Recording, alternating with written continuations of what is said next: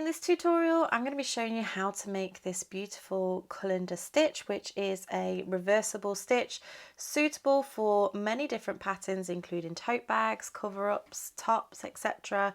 This is a pattern that you can find in my book, Bella Coco Stitch Library. So I will leave a link in the description box so you can go and check that out. I am using King Cole Cotton Soft for this swatch. This is 100% cotton in a DK weight. I'm going to be using a 4mm crochet hook for this swatch, but you can use whichever crochet hook corresponds with your yarn. You will also need a pair of scissors and a darning needle, which will come in handy for fastening off and sewing in your ends. So as I say, I'll leave all links in the description box below, so make sure that you check that out. Grab everything that you need and let's get started. So you want to begin by creating your slip knots, and you can do this in whichever method you prefer. Go ahead and insert your crochet hook, and we're going to be working in multiples of 8 and then adding 1.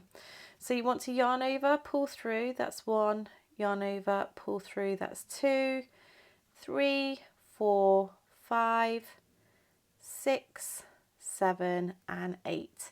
Go ahead and work your foundation chain in multiples of 8 until you get to the width you desire, and then meet me back once you're ready. Okay, so I've just done 3 sets of 8.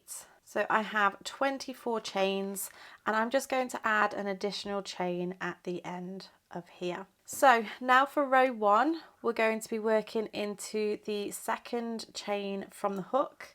Now I'm going to work into the back bump of the chain because I do feel like this is a little bit neater. So if you just want to take your crochet to the next level, you can work into that back bump. If you find it easier, you can just work into the chain. It's totally up to you. So we're going to work into the second chain from the hook, so not the one that's on the hook. We have 1 and then 2. If I just turn that round, I will find that back bump. And we're going to be working a UK double crochet, which is a US single crochet. So we go into that back bump, or the chain, wherever you're working into, and you're going to yarn over and pull through. You'll have 2 loops on the hook, and yarn over, pull through both loops on the hook. We have 1.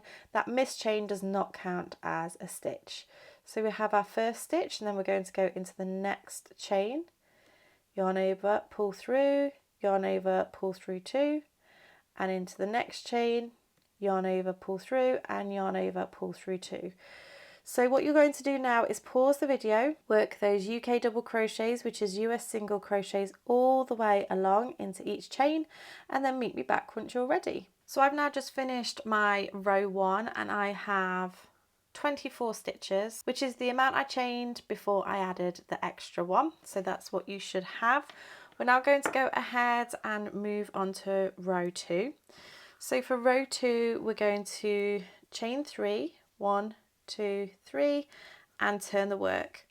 And this chain 3 counts as a UK treble, which is a US double crochet. So from here we're going to do a pattern repeat. We're going to do a treble crochet, which is a US double crochet, into the next 6 stitches. So we're going to yarn over. We're not going to go into that first stitch, that's accounted for by the chain 1.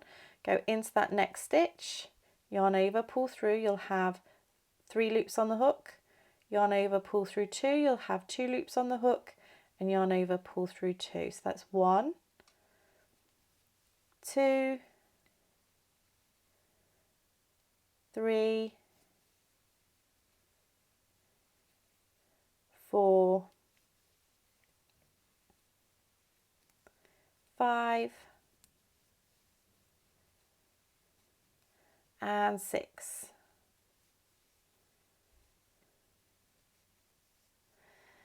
We're then going to go ahead and chain 2, 1, 2, and skip 2 stitches, 1, 2, and then we're going to repeat that pattern, repeat again.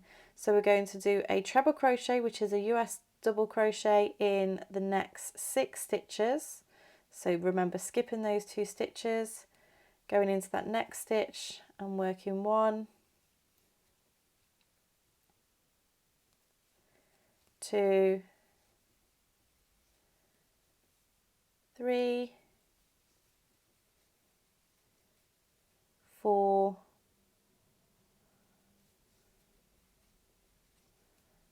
5 and 6, chain 2, skip 2 and then repeat again. You're going to work your way all the way across until you have 7 stitches remaining, so that would be like what I have now. So pause the video and work your way across if you're not there already, or you can just join me back here. So I have, after these missed 2 stitches, I have 1, 2, 3, 4, 5, 6, 7 stitches left. And what we're going to do is we're just going to do 1 treble crochet, US double crochet into each of those 7 stitches. So that's 2, 3, 4, 5,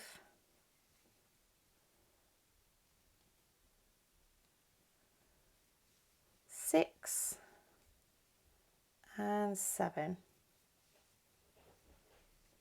So that is row 2 complete. We'll move on to row 3. We're going to chain 1 and turn our work.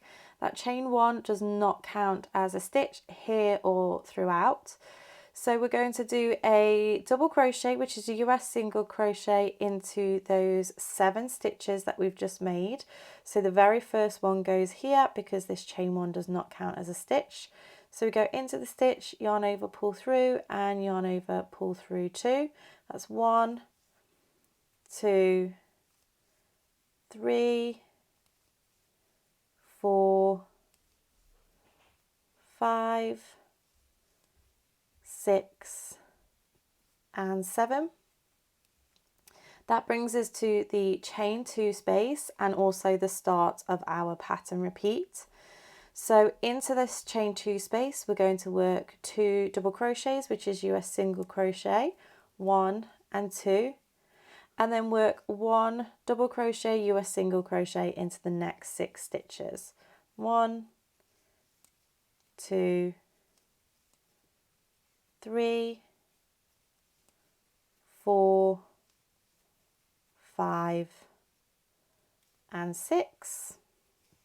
And then you're going to repeat that all the way across. So 2 double crochets, US single crochets into the chain 2 space, and then 1 double crochet, US single crochet into the next 6 stitches.